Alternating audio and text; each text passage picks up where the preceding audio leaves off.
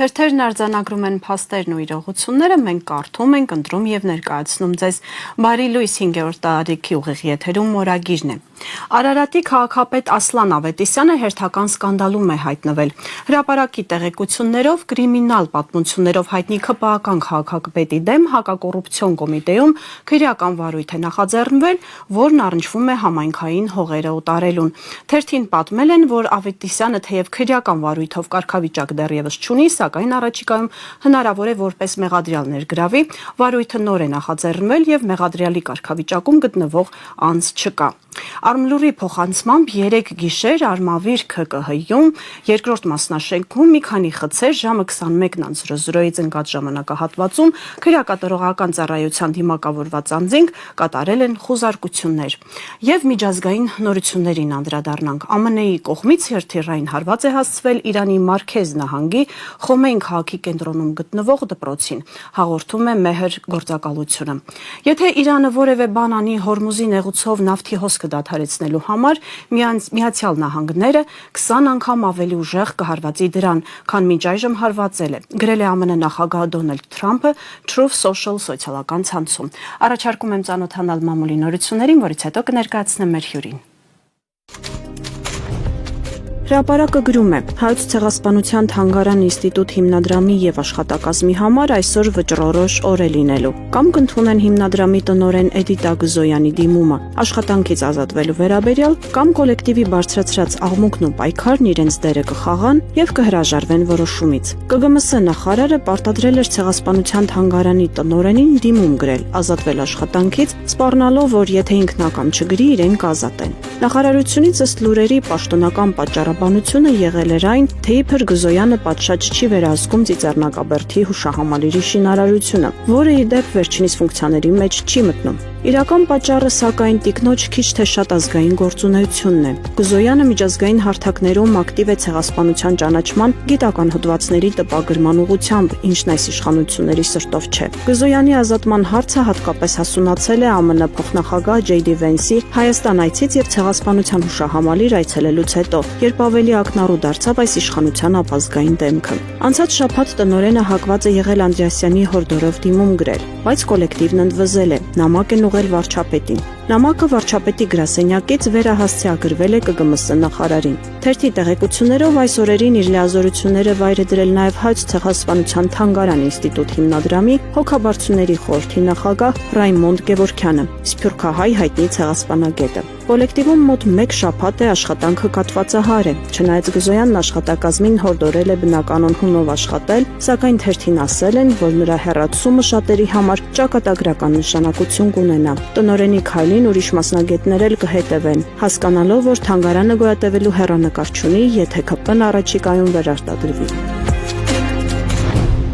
Հրապարակը գրում է. Նիկոլ Փաշինյանի Շիրակի մարզ կատարած այցում իբր նախապես չպլանավորված դրվագ կար։ Գյումրիում շրջելիս նա հանկարծ հանդիպեց երիտասարդ երաժիշտների խմբի, որոնք ներկայացան Չամիչով Բուլկի անունով։ Նկատենք, որ իշխանության քարոզիչները Նարեկ Կարապետյանին են Չամիչով Բուլկի ասում։ Գուցե խմբի անունն էլ այդ հեգնանքից է ծնվել։ Վարչապետն առանց առարկելու անմիջապես համաձայնեց այցելել նրանց ստուդիա։ Ոչ միայն լսեց նրանց կատարումը, այլև միացավ խմբին համատեղ կատարելով ՔՊ-ի հիմն դարձած «Ուր որ գնաս հետդ կգամի» երգը։ Ապա առաջարկեց, որ խումբը համագործակցի իր ղեկավարած վարչապետի հետ եւ միասին ելույթ ունենան առաջիկայում։ Թերթը հետաքրքրվել է, թե երբ եւ ինչպես է ստեղծվել Չամիչով Բուլկի խումբը։ Պարզվում է խմբի հիմնադիրը My Lead Time երիտասարդական ՀԿ-ի եւ Ethno Rhythm ծրագրի հիմնադիր երաժիշտ Ջիրայր Մարտիրոսյանն է։ Ethno Rhythm ծրագիրը ֆինանսավորվում է ԿԳՄՍ նախարարության կողմից։ Խումբը բավական նոր է, գոյություն ունի ընդամենը շուրջ 8-ից 9 ամիս, բաղկացած է 4-ից 5 երիտասարդ երաժիշտներից, հիմնականում հանդես է գալիս ռեստորաններում։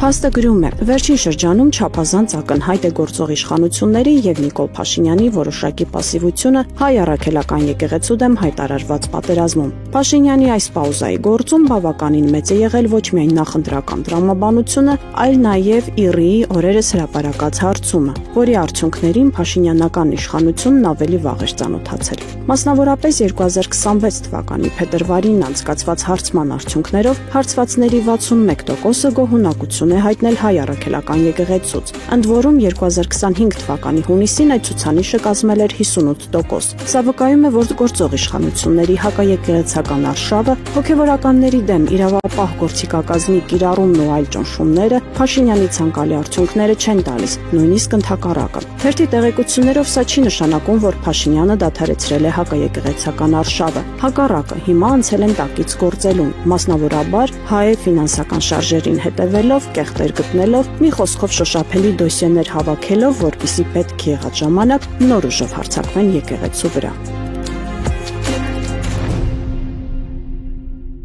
Դուք դիտում եք օրագիրը։ Մեր տաղավարում այսօր հյուրընկալել եմ Պոլիտիկայեմ կայքի, լրատվական կայքի գլխավոր խմբագիր Բորիս Մորազին։ Պարոն Մորազի, շնորհակալ եմ մեզ հյուրընկալելու։ Պարոն Մորազի, մեր հարևան Իրանում պատերազմը շարունակվում է, ողբերգական իրողություններ են տեղի ունենում,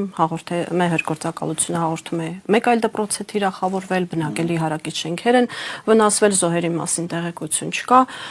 Ոչ ԱՄՆ-ի ռազմական հռետորաբանությունն է նահանջ նկատվում, ոչ Իսրայելի, ոչ էլ Իրանի կողմից, հակամարտող կողմերը հայտարարում են մինչև վերջ գնալու պատրաստակամության մասին։ Բայց այստեղ ուզում եմ անդրադառնալ Հայաստանի իշխանությունների դիրքորոշմանը։ Ճիշտ ուղի են ընտրել արդյոք, սա այն ճիշտ ճանապարհն է, որպեսզի զերծ մնան երկու կողմերից մեկի կողմը անցնելու կամ ներքաշվելու ճանապարհից, թե այնուամենայնիվ այս պարագայում պետք էր որոշակի հստակություն դրսևորել։ Դեք նախ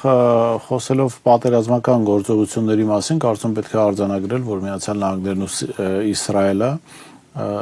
իրենց նախնական պլաններում տապալվել են, դրա մասին խոսում են տարբեր հանգամանքներ, փաստեր, բայց ամենաակնառուն այն է, որ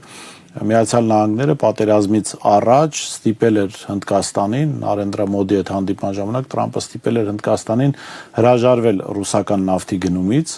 եւ իրենք էլ էմբարգո են, այսպես սանկցիաներ են կիրառել ռուսական նավթ վաճառող ընկերությունների վրա, եթե հիշում եք Լուկոյլի եւ Ռոսնեֆտի հետ էր կապված, սա բերել էր դժվարությունների ռուսական ընկերությունների համար եւ հիմա երբ պատերազմը արդեն սկսվել է եւ 11-րդ օրն է գնում է այդ պատերազմը, Միացյալ Նահանգները ըստ իրենց արևմտյան մամուլի հրապարակումների Հնդկաստանին թույլ է տալիս գնել ռուսական նավթ եւ ինքն էլ պատրաստվում է Տրամպը երեք հայտարարեց հանել սանկցիաները նավթի գնման մասով, սա ինչի մասին է խոսում, այսինքն իրենք երբ պլանավորում էին այդ պատերազմը, ենթադրում էին, որ դա շատ կարճ ժամանակ է տևելու, նավթային ճգնաժամ չի առաջանալու, իրենք խնդիր չեն ունենալու, շարունակելու են ռուսական նավթը էմբարգոյի տակ պահել, ավելին իրենք ենթադրաբար կարծում էին, որ Իրանում իշխանափոխությունը շատ արագ տեղի կունենա եւ իրանական նավթն էլ իրենց հսկողության տակ կլինի ըստեյության դա։ Այսինքն նավթի փաստերը ամերիկացի սենատորներն իրենք են դրա մասին ասում։ Իսկ փաստերը հակառակի մասին են խոսում, իրենք չկարողացան։ Կարող է առաջիկայում ի վերջո Միացյալ Նահանգների միջուկային տերությունը շատ աղետալի գործողությունների գնան, Իրանը ի վերջո չկարողանա դիմադրել, բայց այս տեմպերով Իրանը կարողացավ դիմադրել, կարողացավ արժանի հակահարված տալ, լրջագույն խնդիրներ է ստեղծել Միացյալ Նահանգների համար, Միացյալ Նահանգների դաշնակիցների համար տարածաշրջանում, Միացյալ Նահանգների տասնյակ տարիների աշխատանքի արդյունքում ստեղծած բազաներ ուղղակի ոչնչացված են զգալի մասով, այնպես որ չի կարելի խոսել այն մասին, որ ռազմական հռետորաբանությունը նույնը քարոզչական մակարդակում այո, բայց Միացյալ Նահանգները ինքը հասկացել է, որ Իրանը փաստորեն ամուր անկույզ էր այդ 90-ականների ֆիլմի մոտիվներով եթե նայենք եւ դժվար է այն կոտրել, այո։ Ինչ վերաբերում է Հայաստանի իշխանությունների վարքագծին, սա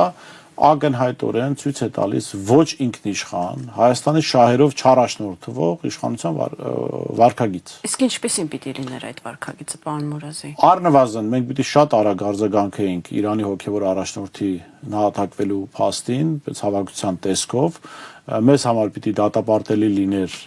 միջազգային կանոն, կարելի էր անանուն անգամ ասել, կոնկրետ Միացյալ Նահանգներին չթիրախավորելով, միջազգային կանոնների խախտումը, միջազգային կանոնների խախտման հիման վրա տեղի ունեցող հանցագործությունները, բայց եթե անգամ դա էլ չէ, այլ շատ արագ արձագանքը եւ Հայաստանի 3-րդ կամ 4-րդ օրն է ցավակցական հերագիր հղել Իրանին, սա խոսում է այն մասին, որ իրենք սպասում էին ինչ-որ տեղից իրենց թույլ տան, որ իրենք ցավակցեն Իրանին։ Այսինքն դա սուվերեն երկրի պահվածք չէ, ակնհայտ չի, որ սուվերեն երկրի պահվածք չէ, սուվերեն երկիր է Ադրբեջանը, քչից շատ է, Հայաստանից ավելի սուվերեն է։ Ադրբեջանի նախագահը ոչ միայն ցավակցեց, այցելեց Իրանի դեսպանություն, անձամբ ցավակցական գրություն թողեց այդ մատյանում, Սքո մատյանում, Ադրբեջանը այսօր հայտարարել է, որ հումանիտար օգնություն է ուղարկում Իրանի Իսլամական Հանրապետություն, չնայած այն հանգամանքին, որ մի քանի օր առաջ պնդում էին, որ Իրանը Նախիջևանի օդանավականն է թիրախավորել։ Այսինքն Ադրբեջանը լավ է հասկանում, որ Իրանի հետ չի կարելի վարվել այնպես, ինչպես կցանկանային, որ ինքը վարվեր իր արևմտյան տերերը կցանկանային։ Իսկ Փաշինյանը այնքան եւ այս իշխանությունը այնքան ոչ ինքնիշխան են, որ չեք կարողանում իրենց հարևանի դրկիցի ընդ որում լավ հարևանի նկատմամբ ունենալ մարդկային հարաբերություն։ Ես չեմ կարծում, ասենք Տրամպը մի հրթիռել Նիկոլ Փաշինյանի դաչայի վրա ուղարկեր, եթե ժամանակին ցավակցեր Ռահբարի զոհվելու հանգամանքի։ Հատկապես որ ԱՄՆ-ում հասկանում են Իրանը Հայաստանի համար աշխարհի ԱՄՆ-ում հիմա այս իշխանության օրոք դժվար թե շատ բան հասկանան, որտեղ այս իշխանությունը բան կա, չէ, սովետական մի ֆիլմ կար Շուրիկի արկածներից, որտեղ այն տղամարդը լավ դաս ստանալուց հետո ցանկացած առաջ «յա», չէ, միս կոմբինատ «յա» եւ Նիկոլ Փաշինյանը այդ մոտեցմամբ գնացել է Միացյալ Նահանգներ, ինչ ասել են, ասել է «յա», կանենք։ Առաջամարտիկի նման։ Որովհետեւ ինքը իշխանության պահպանելու խնդիր է փորձում լուծել, իսկ դրա համար ինքը պատրաստ է զոհել ամեն բան։ Պարոն Մուրազի, իսկ Իրանում տեղի ունեցողն ու Հայաստանի իշխանությունների դիրքորոշումը հանրության աչքում ինչպես է ընկալվում, հատկապես որ մեծ քննարկումների առարկա դարձավ ուրախ ավտոբուսը, Փքաբլիթի եւ եգիպտացորինի խաշած ճաշակումը ավտոբուսում, դրանով տարածված մեմերը, արդյոք սա արտահայտում է նաեւ հանրության որոշակի քննադատական մոտեցում այս պահվածքին հաշվի առնելով Իրանում տեղի ունեցողը։ Եվ արդյոք դա կարող է ազդեցություն ունենալ ընտրությունների վրա։ Գիտեք, հանրության զգալի մասի իհարկե քննադատաբար է դրան վերաբերվում, բայց Փաշինյանը ավելի շատ դա անում է հանրության։ Ի վերջո, տեսեք, կար մի հաղորդում, չէ, կիսաբաց լուսամուտներ, այդ հաղորդում փակվել է, հիմա կիսաբաց լուսամուտները դարձել է Նիկոլ Փաշինյանը, շրջիկ կիսաբաց լուսամուտներ է Նիկոլ Փաշինյանը։ Եվ ինքը այդ կիսաբաց լուսամուտների լսարանի հետ է աշխատում։ Ի վերջո սնվելը, հա, այդքան էլ հրապարակային գործողություն չի, նորմալ առաջնորդները հարային միջավայրում չեն սնվում, այդ նման վարկ կամ սնվելուց իրենց մի փոքր ավելի տեսած են պահում, հա։ Այս մարդը, գիտեք, ուղղակի ինքը ծաղրի առարկա է եւ Հայաստանը որպես պետություն դարձնում է ծաղրի առարկա։ Հագուրդ տալով որոշակի լսարանի, ասենք, մոտեցումն։ Պարզա հանրության մեծ մասը դա մերժում է։ Հանրության մեծ մասը։ Դուք ասենք երբեք վերջին անգամ տեսել փողոցով պերաշկի ուտող մարդու փողոցում։ Ես չեմ հիշում, ասինքն սովորաբար մարդիկ աշխատում են ինչ-որ սննդի օբյեկտում կամ այդ սնունդը ընդունել, հա։ Կամ նստած վիճակում այգում, չգիտեմ։ Հաստատ ավտոբուսների մեջ, չգիտեմ, նորմալ մարդիկ աշխատում են, եթե շատ սոված չեն, աշխատում են խուսափել նման տեսարանի։ Բայց դա ուղղված է կոնկրետ թիրախային լսարանի, ճիշտ է։ Այո։ Թիրախային լսարանի դա մի խոսքով Նիկոլ Փաշինյանը կիսաբաց լուսամուտներ է խաղում։ Պարոն Մուրազի, իսկ ընդհանուր հանրային տրամադրությունները, եթե դիտարկենք, Մարալիկում հանդիպումները փոքր քաղաք չէ Մարալիկը։ Այո, բայց հասկանալի էր, որ նաև ԿՊ-կան մարզպետը մեծ ջանք համայնքապետը մեծ ջանքեր էին ներդրել, որպեսզի հիմնականում համակիրները լինեին, բայց նույն համակիրներն էլ ոչ այնքան հարմարավետ հարցեր էին տալիս Փաշինյանին, ինչը ի վերջո նրան հունից հանեց, նույնիսկ քաղաքագետներ, փորձագետներն ասում են, սկսեց երեսով տալ մարդկանց այն, ինչը պետությունը պարտավոր է այո կատարել, կարծես թե այդ աշխատանքներ իրենց բարեհաճ դրսևորման արդյունք էին։ Ինչի հետևանք է սա, Նիկոլ Փաշինյանը նյարդայնացած է։ Ի տարբերություն հանրության ինչ որ հատվածի, Նիկոլ Փաշինյանը գիտի իրականությունը, Նիկոլ Փաշինյանը գիտի, որ ինքը վերընտրվելու շանս չունի։ Սա ստիպում է իրեն նյարդայնանալ։ Սա ստիպում է իրեն պետության անունից ժողովրդի վրա միլիարդավոր դոլարների պարտք թողնելով արված գործերը մարդկանց աչքը մտցնել, թե բա տեսեք մանկապարտեզ են կառուցել 30 տարի ստեղ մանկապարտեզ կար, սա իր նյարդային հոգեկան ծանր վիճակի մասին է խոսքում, իսկ այդ վիճակը գալիս է նրանից, որ ի տարբերություն հանրության ինչ-որ զգալի հատվածի ինքը գիտի իրականությունը, որ ինքը վերընտրվելու շանս չունի։ Այսպես ասեմ, ինքը այդ միջազգային հանրապետական ինստիտուտի իրական հարցումների պատկերը գիտի։ Այո, դա շատ կարևոր է։ Ինքը գիտի, որ ինքը վերընտրվելու շանս չունի։ Ինքը գիտի, որ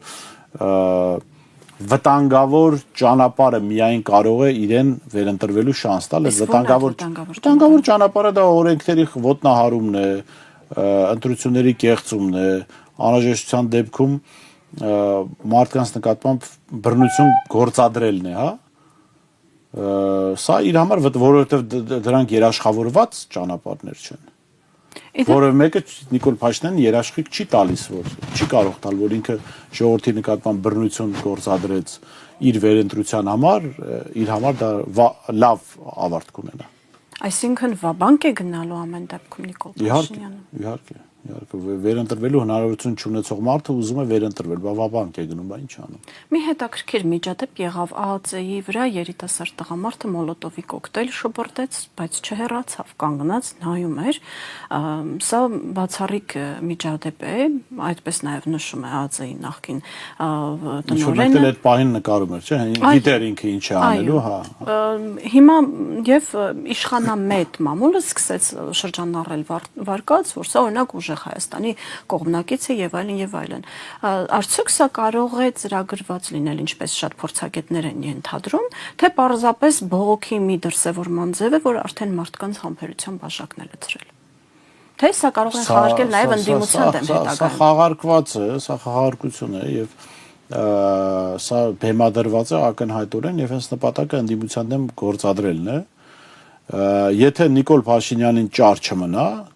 օրինակ ինքը կարող է ապօրինի որոշումներ կայացնել, ասենք ոստիկանությանը հրանգեր քաղաքացիներին ծեծել, հետո հայտարարել, որ ինքը Սամվել Կարապետյանի եւ Ռոբերտ Քոչարյանի աջակից է, իր գործողությունների համար, ասենք կալանքի տանի Սամվել Կարապետյանին եւ Ռոբերտ Քոչարյանին, ասի դա իրաց աջակիցը հրանգատվել ոստիկանությանը ապօրինություններ գործել։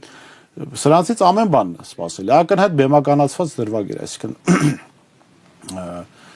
ու ինչն է հավելյալ փաստեր, որոնք խոսում, որ դրանք դա բեմականացված։ Այդ տղայի դեմքը դուք տեսել եք։ Անուն ազգանուն գիտեք, տվյալներ գիտեք, հա։ Իսկ տեսել եք ինչպես են իրենք բերման ենթարկում իրական ընդդիմադիրներին։ Տեսել եք, չէ՞, ասֆալտին ծեփելով, կադրերը ցույց տալով, հանայինով մի 100 անգամ անուն ազգանունը բնակության հասցեն, ընտանիքի անդամներին հիշատակելով, որ թիրախավորվեն։ Մենք նման բան չտեսանք։ Նման բան չտեսանք նաև այն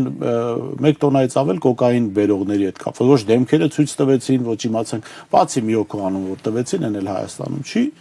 Մենք չտեսանք անմիջական մասնակիցներն ովքեր են։ Այսինքն սրանք հետագա գործողությունները լեգիտիմացնելու ծնծաղներն են։ Դրանք հուշում են, որ այդ մարդիկ իրենց գործակալներն են պատկերը ստեղծել են, բայց այդ մարդուն ի վերջո բաց են, չէ՞, թողնել, որովհետև դա բեմադրություն է։ Այս նմանատիպ գործողությունների նախադեպ ստեղծելու, ճիշտ եմ հասկանում։ Կանեն, իրենք ես ենթադրում կգնան էլի գործողություն, ասցի ես շատ այսպես հումորի վերածեցի, բայց չեմ բացառում գնան ապօրինությունների, ասենք Վահագն Ալեքսանյանը, Նիկոլ Փաշինյանը ոտքը կծի, հայտարարի, որ ինքը Քոչարյանի կամ Սամվել Կարապետյանի աջակից է եւ նրանց հրահանգով է ինքը Նիկոլ Փաշինյանի ոտքը կծել։ Ամեն բան սпасելի է միջև ընտրություններ, իրենք պիտի ստեղծեն մթնոլորտ, որ հնարավորություն տա այս կամ այն ուժին խաղից հանել, եթե հասկանան վտանգավոր է։ Իսկ իրենք հասկացել են, որ վտանգավոր է։ Պարոն Միրոզի, առաջարկում եմ այս պահին ընդմիջել մեր զրույցը եւ ծանոթանալ մամուլի նորությունների երկրորդ բաժնին։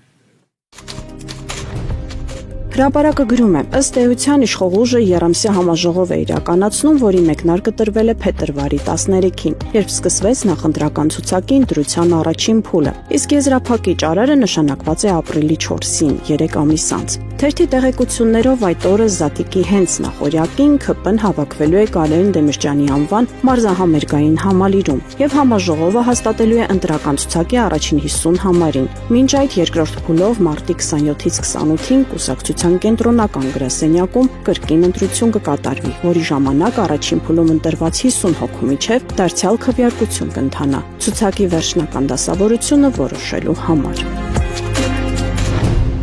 Ժողովուրդը գրում է. Առողջապահության նախարարությունը մեթադոն է գնել նախարարի ընտանիքի հետ կապ ունեցող ընկերությունից։ Առողջապահության նախարարի ընտանիքի հետ կապ ունեցող ընկերությունը շարունակում է պետական պատվերներ ստանալ հենց այն գերատեսչությունից, որը ղեկավարում է նախարարը։ Խոսքը վերաբերում է առողջապահության նախարար Անահիտ Ավանեսյանի մորը Մարգուշ Վարդանյանին պատկանող բաժնեմասին։ Վերջինս 31% բաժնեմաս ունի Արֆարմացիա ընկերությունում, որը տարիներ շարունակ զբաղվում է դեղերի եւ բժշկական նյութերի մատակարարմամբ։ Թերթի ուսումնասիրությունը ցույց է տալիս, որ 2025 թվականին Արֆարմացիա ընկերությունը պետական բյուջեից ստացել է մի քանի խոշոր վճարումներ առողջապահական նյութերի եւ դեղերի մատակարարման շրջանակում։ Պատվիրատուն եղել է Հայաստանի Հանրապետության առողջապահության նախարարությունը։ Պաշտոնական աղբյուրների համաձայն 2025 թվականի ընթացքում 3 գործարքների շրջանակում պետբյուջեից ընկերությանը փոխանցվել է ավելի քան 80 միլիոն դրամ։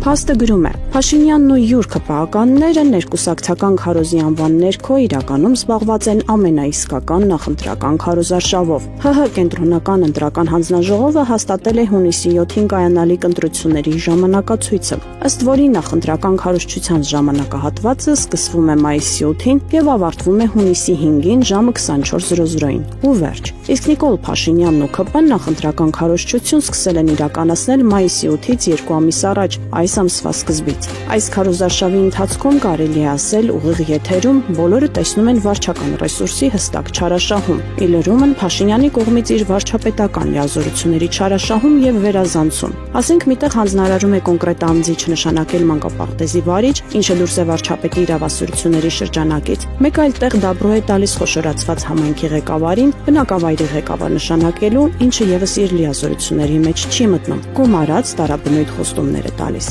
Թերթը նշում է նաև, որ որոշ բնակավայրերում փողոցներում արդեն կախված են ԿՊ-ի քարոզչական պաստառները։ Օրագիրը շարունակում է աշխատանքն ուղիղ եթերում։ Պարոն Մուրազի, նույն IRI-ի հարցումներում եկեղեցու հանդեպ վստահության մեծ ցուցանիշ կար հանրության շրջանում եւ փաստը թերթն էլ գրում է, որ ամենայն հավանականությամբ այս time out-ը, որ Նիկոլ Փաշինյանը վերցրել է եկեղեցու դեմ հարձակմամբ, հենց դրանով է պայմանավորված մինչեւ ընտրությունները, եթե հանկարծ վերընտրվի, ապա եկեղեցու դեմ հարձակումները սաստկանալու են։ Իրականում իսկապես եկեղեցու դեմ արշավը վնասեց Փաշինյանի դրարշավին ու շարունակելու էր վնասել, եթե այդ ագրեսիան պահպանվեր։ Գիտեք, հենց այս հանգամանքը եկեղեցու վերաբերյալ վստահության բարձր վարկանիշը խոսում է եւ վկայում է այն մասին, որ այդ հարցումները կեղծված են Նիկոլ Փաշինյանի մասով։ Ինչու՞, որովհետեւ վերջին 6-7, ուցե մի փոքր ավել ամիսների ամենակննարկվող թեման եղել է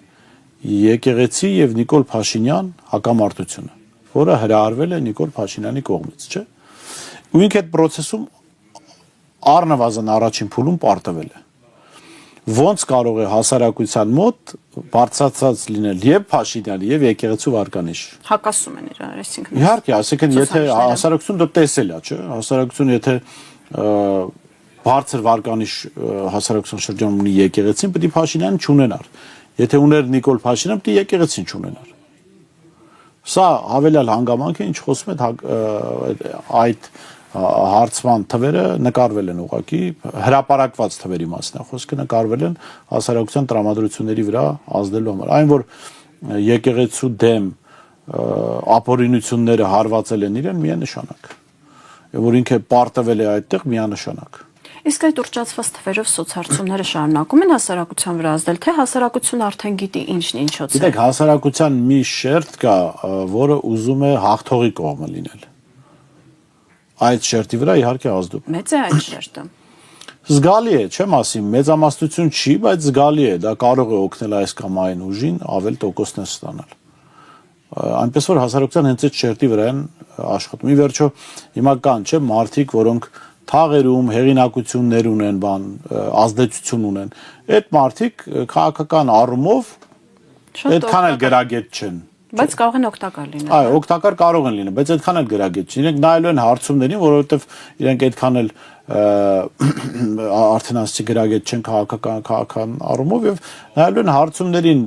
ընտրելու են հավանական հաղթողին, որպեսզի հետո խնդիրներ չունենան կամ հետո կարողանան հարցեր լուծել։ Հենց այդ շերտի համար է այս թվերի մանիպուլյացիան։ Սովորաբար նաև կենցաղային, խոսակցությունների ժամանակ հաճախակի է լսում, ձեր ասած երևի այդ հաղթողների կողմը ցանկանալ լինելու այդ զանգվածից հետևյալ հարցն է լինում. լավ, բա ում ընտրել։ Այս իրավիճակում ստեղծված սուր ճգնաժամային իրավիճակում ում պետք է ընտրել կամ ընդդիմադիր հայացքներ ունեցող ընտրողը որ ընդդիմադիր ուժին պետք է։ Գիտեք, նախ երբ որ մենք ասում ենք ճգնաժամային իրավիճակ, գուցե առաջին հայացքից հանգստությունը, որ մի քանի ամիս է կա, մարդկանց մոտ ստեղծի տպավորություն, թե մենք չափազանցնում ենք, բայց վստահեցնում եմ, կարող են իրենք նայել Դուբայում հանգստացող, բնակվող մարդկանց վերաբերմունքը, իրենք հաստատ վստահ են, չէ, որ աշխարհի ամենածաղկուն շրջաններից մեկում են ապրում, որտեղ փողի խնդիր չկա, մարդիկ գնում են հանգստանալու, կորպորացիաները գրասենյակներ ունեն, խոսքը ամեն ինչ շատ լավ է։ Հիմա ամեն ինչ շատ լավ է Դուբայում։ Հիմա Դուբայում ամեն ինչ շատ լավ չի, ես կասեմ ավելին ամեն ինչ շատ վատ է։ Եվ սա նրա համար եմ ասում, որ մի քանի ամսվա թվացial հանդարտությունը ամենևին տպավորություն չստեղծվի, թե խնդիրները լուծված են։ Ոչ, խնդիրները լուծված չեն եւ խորքային խնդիրներ Հայաստանը ունի ի վերջո Ադրբեջանը ընտրություններից հետո, եթե իսկ ես կարծում եմ դրա հնարավորությունը շատ քիչ կա, օրինական ճանապարհով գրեթե չկա ապօրինությունների դեպքում, եթե Փաշինյանը կարողանում է ապօրինություններով վերընտրվել, ապա Ադրբեջանի պահանջները պիտի կատարվեն ու դրանք շատ ծանր պահանջներ են։ Գիտեք, մարդիկ եթե կարծում են, որ դե հիմա սահմանադրությունը թե փոխվի, դե մեր կյանքում ինչ մենք մեր գյուղատնտեսությամբ ենք զբաղվում կամ տաքսու վարորդ ենք կամ ասենք ինչ որ IT ոլորտում ենք աշխատում, մեզ չի վերաբերվում, ես ձեզ ասում եմ, ձեզ վերաբերվելու է, բոլորիս է վերաբերվելու այդ փոփոխությունը։ Մեր կյանքի ռիթմի թելադրողը լինելու է Ադրբեջանը։ Հիմա արդեն զգալի մասով թելադրող է Ադրբեջանը։ Այսինքն ընտրությունները եթե Նիկոլ Փաշինյանը չանցնի, այս շրջադարձային ուղղությունը փոխելու են։ Մենք փոխելու հնարավորություն, երբ Նիկոլ Փաշինյանը պարտվի, մենք այդ փոխելու հնարավորությունը ունենալու ենք, բայց այդտեղ շատ կարևոր է իսկ ումով Փաշինյանը պարտվի, որ մենք այդ հնարավորությունը ունենանք։ Կարողանանք։ Իմ խորին համոզմամբ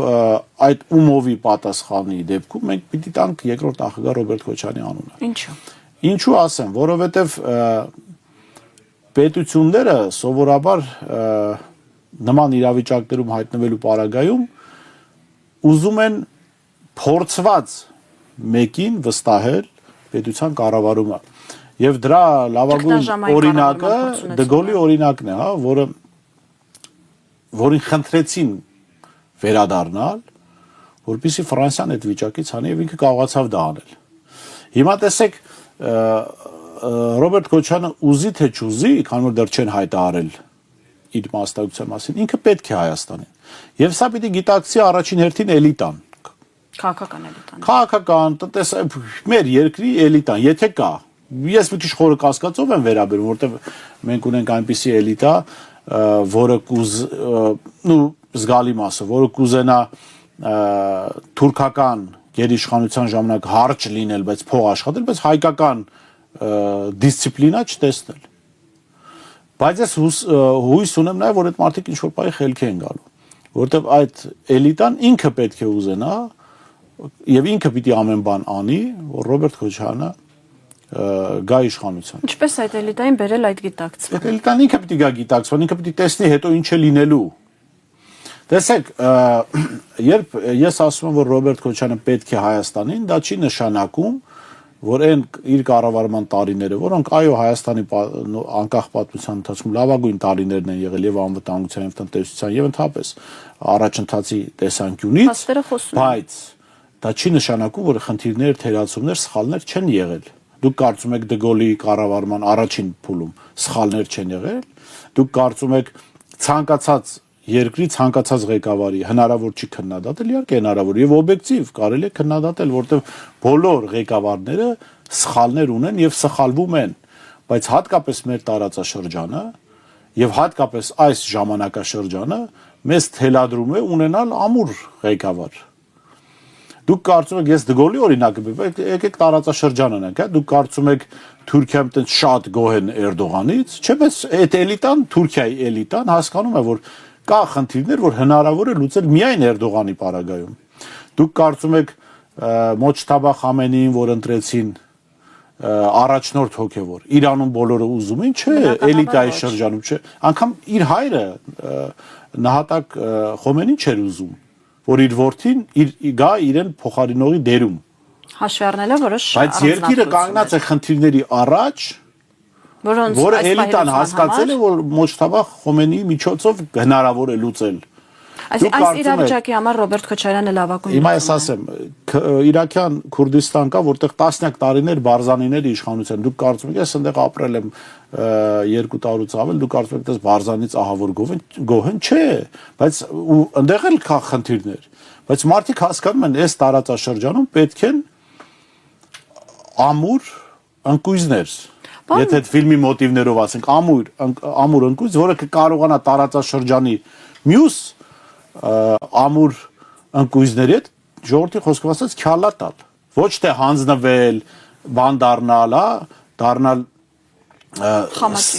ստրկական քաղաքականություն վարող։ Այո, սիրելի ժողովուրդ, Ռոբերտ Քոչարյանի կառավարման տարիների հետ կան նաև կապված խնդիրներ, որոնք հաճախ ուռճացվել են, բայց այդ անգամ չեն ուռճացվել, կան խնդիրներ։ Բայց հիմա Հայաստանի շահը թելադրում է մեզ այդ մարդու միջոցով լուծել այդ խնդիրները։ Դու մի օրինակ բերեմ, հա։ Տեսեք, դուք ենթադրենք ունեք հարազատ,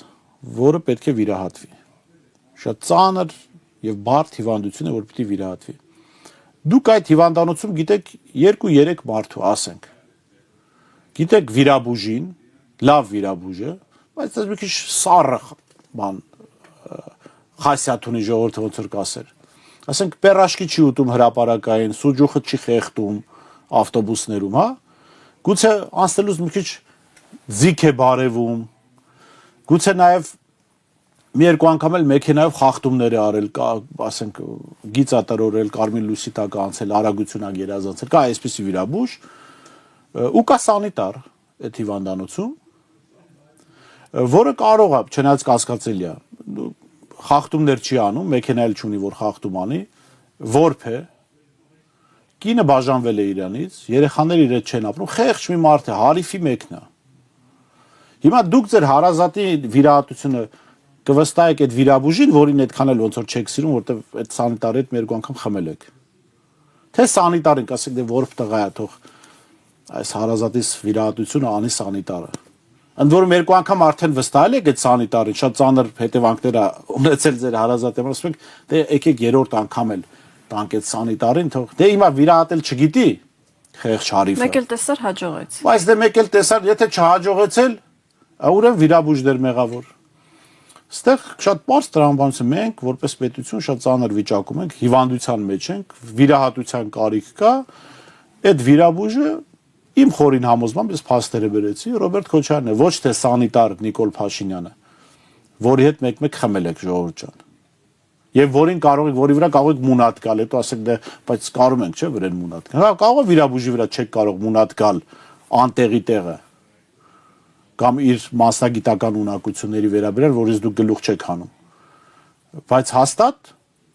ինքը ձեր